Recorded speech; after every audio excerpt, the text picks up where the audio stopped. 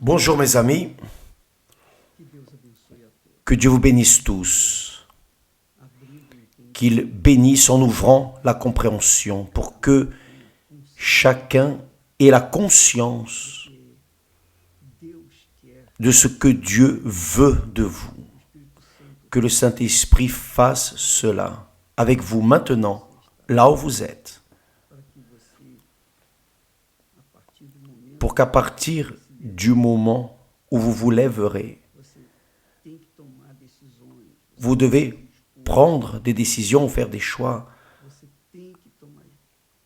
Vous devez prendre des décisions. Alors que le Saint-Esprit vienne diriger, conduire, orienter. Il ne va pas imposer, il ne va pas obliger, mais il parle.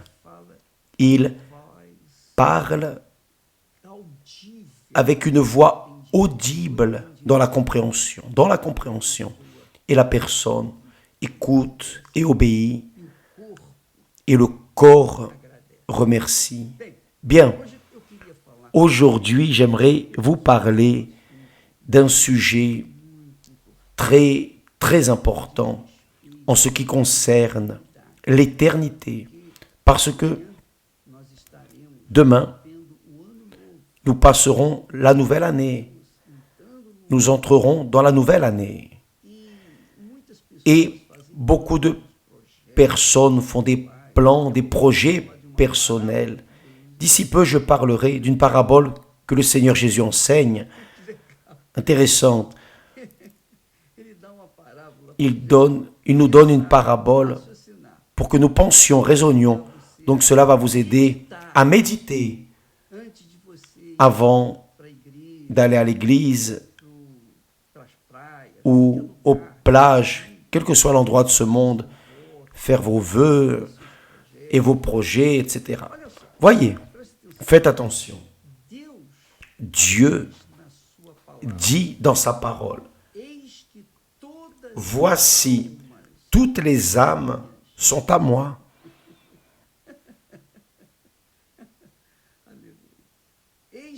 Voici, toutes les âmes sont à moi.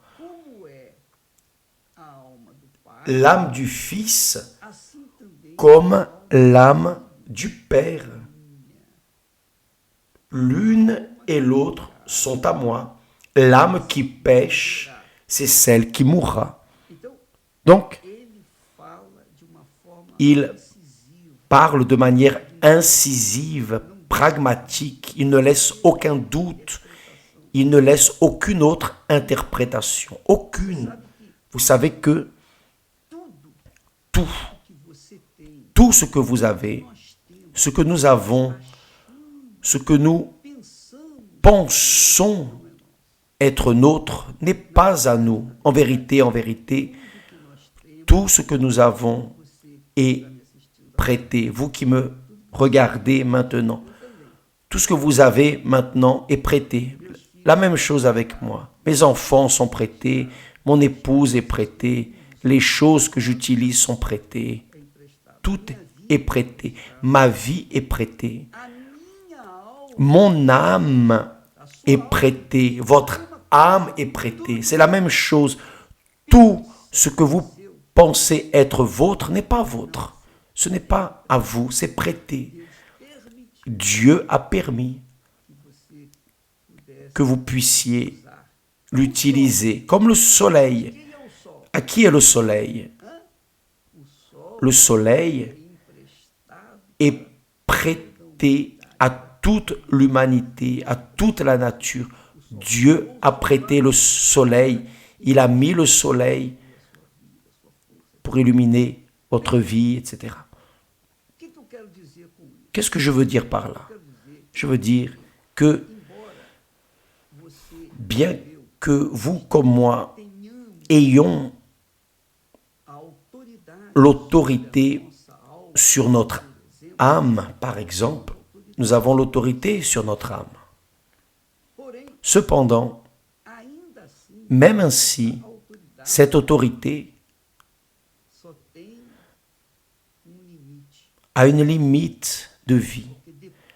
Parce que après que l'âme se décolle du corps, après que l'âme se décolle de la matière, comme les spirites ont l'habitude de dire, alors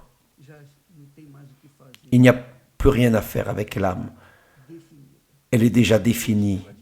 Une fois qu'elle se décolle du corps, tant qu'elle est dans le corps,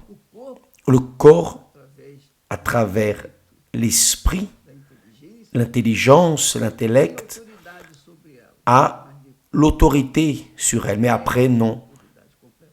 Il perd son autorité complètement parce qu'elle se décolle du corps. Donc, je voulais juste, pour que vous pensiez avec moi, raisonniez, méditiez, parler de la parabole dont Jésus parle, précisément de l'âme. Il le dit.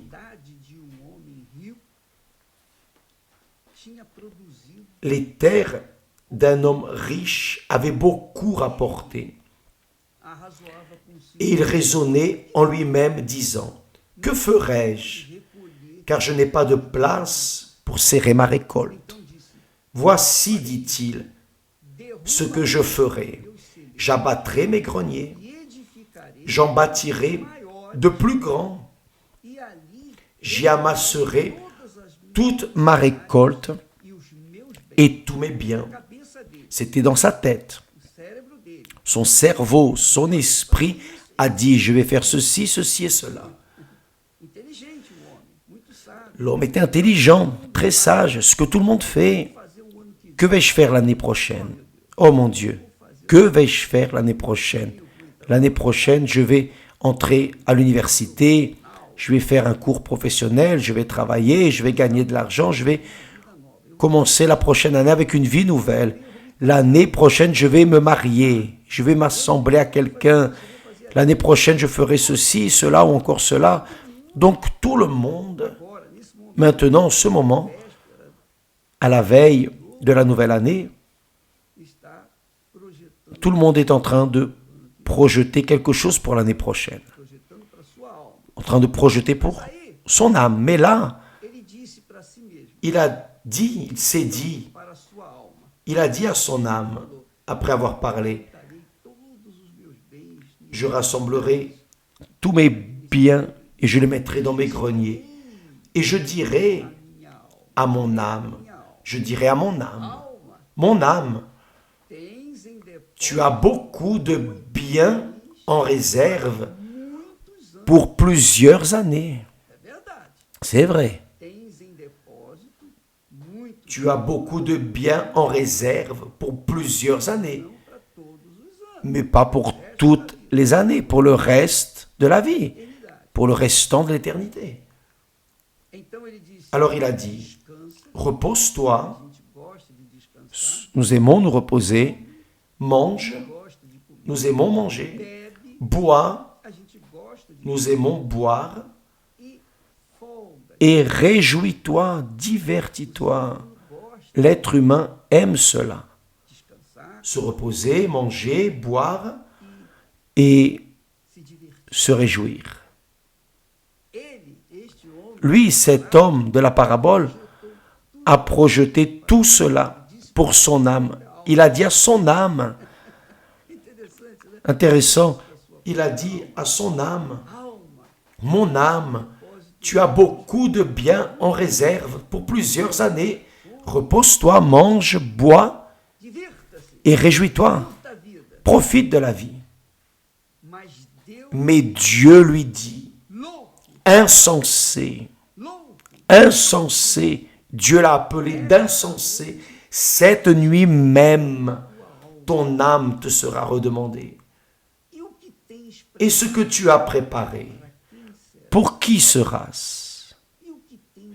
Et ce que tu as préparé, ce que tu as projeté, et ce dont tu as rêvé, pour qui sera-ce?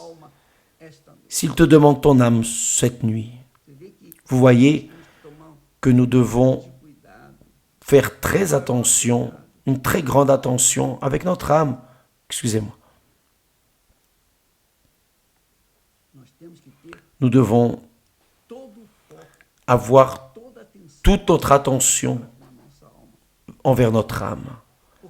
Parce que quand Dieu dit que toutes les âmes lui appartiennent, cela ne veut pas dire que toutes les âmes seront sauvées, seront avec lui, non. Il dit, l'âme qui pêche, c'est celle qui mourra. Ce n'est pas non plus la mort d'un long sommeil profond pour toute l'éternité, non, non. L'âme ne meurt pas, dans le sens que vous pensez de dormir et de rester à se reposer. Non, non, ce n'est pas cela. Lorsque Dieu dit mourra, il veut dire qu'elle sera châtiée si elle pêche. Elle sera mise dans le même paquet où vont Satan, le faux prophète, la bête, la mort, aussi l'enfer, et toutes les personnes, toutes les âmes dont les noms ne sont pas écrits dans le livre de vie. C'est cela. C'est pour cela que Dieu le traite d'insensé. Insensé, insensé. Tu penses dans la satisfaction de ton âme, et si elle se décolle de ton corps cette nuit, que feras-tu avec tous ces projets? C'est la même chose en relation au royaume de Dieu. Nous avons parlé hier que Jésus a dit, le royaume de Dieu est arrivé à vous, repentez-vous. Il a dit, repentez-vous, repentez-vous, parce que seule la repentance donne des chances à la personne d'entrer dans le royaume de Dieu, ou de recevoir, d'avoir son âme sauvée pour toute l'éternité, ou vivre l'éternité avec Dieu, vivre l'éternité avec le Très-Haut, avec son Maître, son Seigneur. Mais si cela n'arrive pas, et que la personne meurt, si elle ne s'est pas repentie avant de mourir, alors cette âme sera lancée directement en enfer. Il n'y a pas d'autre explication, d'autre traduction, d'autre interprétation. C'est cela. Ou votre âme va au ciel, ou mon âme va directement au ciel lorsqu'elle décollera de mon corps, ou elle va en enfer. Cela dépend exclusivement de ce que nous en faisons durant notre vie, parce que nous avons l'autorité sur notre âme, n'est-ce pas? Nous avons l'autorité. Normalement, l'âme est rebelle, mais nous avons dans la tête l'esprit qui, avec la sagesse de Dieu, nous obéissons et elle se soumet, l'âme se soumet. Si elle ne veut pas se soumettre, mais elle va se soumettre. Pourquoi? Parce que qui commande, c'est la tête. Si elle est rebelle, elle va souffrir les conséquences. Si la tête ne fait pas un contrepoids aux désirs, aux volontés de l'âme, alors la tête va souffrir, ou plutôt l'âme va souffrir l'éternité. Donc, mes chers amis, nous ne sommes pas ici menant les menant aux personnes une idée, une philosophie, une pensée, une religion, en aucune manière. Non, d'aucune manière. Nous menons ici la parole de Dieu. C'est la parole de Dieu qui dit cela. C'est elle qui montre tout cela. Ce n'est pas moi. Là, en Ézéchiel, chapitre 18 et verset 4, « Voici, toutes les âmes sont à moi. L'âme du Fils comme l'âme du Père. L'une et l'autre sont à moi. L'âme qui pêche, c'est celle qui mourra. » Il indique déjà, il détermine déjà de rendre le jugement. L'âme qui pêche, c'est celle qui mourra. C'est la même chose. La loi, toute loi de n'importe quel pays dit la chose suivante. Si vous volez, vous irez en prison. Là, dans les pays musulmans, parfois, la loi dit que si vous volez, la loi va vous couper la main. Les hommes de la loi vont exécuter, vont couper la main qui a volé. C'est comme ça. Donc vous savez déjà que vous ne devez pas voler. Mais si vous volez, vous savez aussi ce qui va se passer. C'est la même chose. Que faites-vous de votre âme? Vous voulez faire comme cet homme de la parabole? Vous voulez dire à votre âme, « Oh mon âme, tu as beaucoup de biens en réserve pour plusieurs années, repose-toi, mange, bois et réjouis-toi, va à la fête, fais ceci, fais cela, personne n'est à personne. Sois à l'aise. » D'accord?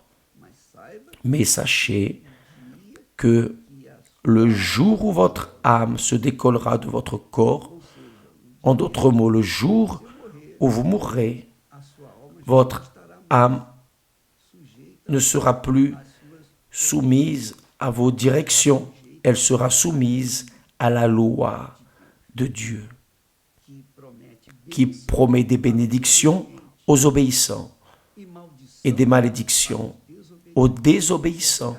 C'est la loi. Il n'y a pas de demi-terme. Ou c'est une chose ou c'est une autre. C'est ce que Jésus a dit. Oui, oui, non, non. En dehors de cela, c'est le diable. Qu'allez-vous faire de votre âme? Donc, demain, nous aurons une réflexion spéciale dans toutes les églises universelles. Parlons à ce sujet. Précisément cela. Vous qui voulez commencer la nouvelle année dans le nouveau royaume, le royaume de Dieu, vous voulez entrer dans la nouvelle année déjà dans le royaume de Dieu, alors venez préparer pour cela. Venez préparer pour cela. Parce que à 23 heures, à partir de 23 heures, spécialement à 23 heures, nous serons